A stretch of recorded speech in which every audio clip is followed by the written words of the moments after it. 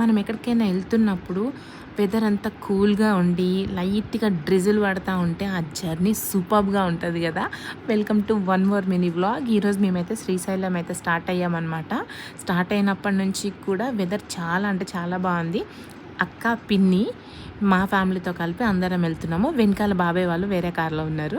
So అక్కడ toll దగ్గర ఈతపళ్ళు కనిపించాయి. ఇక్కడ మనకి హైదరాబాద్లో ఈతపళ్ళు దొరకవు కాబట్టి నేను చూడంగానే తీసుకున్నాను. అక్క అయితే ఊరు నుంచి మామిడికాయలు కూడా తీసుకొచ్చింది. ఆమె కట్ చేసుకోవడానికి నైఫ్ కూడా తీసుకొచ్చింది అనమాట, ఇబ్బంది ఉండకూడదని. ఈ మామిడికాయ అయితే టేస్ట్ చాలా బాగుంది. ఈతపళ్ళు ఎందుకో నాకు అంత ఫ్రెష్ అనిపించలేదు. చూడండి ఎట్లున్నాయో.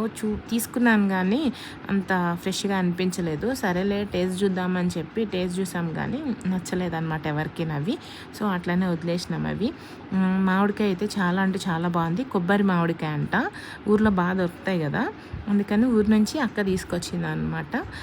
అందరికీ కట్ చేసి చిన్న చిన్న పీసెస్ అయితే ఇస్తూ ఉంది. ఇంకొకటి ఆ వెదర్కి మంచిగా కారం ఉప్పు పెట్టుకుని మామిడికాయ తింటే చాలా బాగుంటుంది. కానీ మనకైతే అక్కడ అవైలబుల్ ఉండవు కదా. సో అందుకనే మేము నార్మల్గానే మామిడికాయ తిన్నాం. ఈతపళ్ళు కూడా చూడండి ఫ్రెష్గా లేవు, అవి మొత్తం ఎండిపోయినాయి. వాళ్ళు అట్లనే అమ్మేశారు, మనకు తెలియదు కాబట్టి తీసేసుకున్నాము.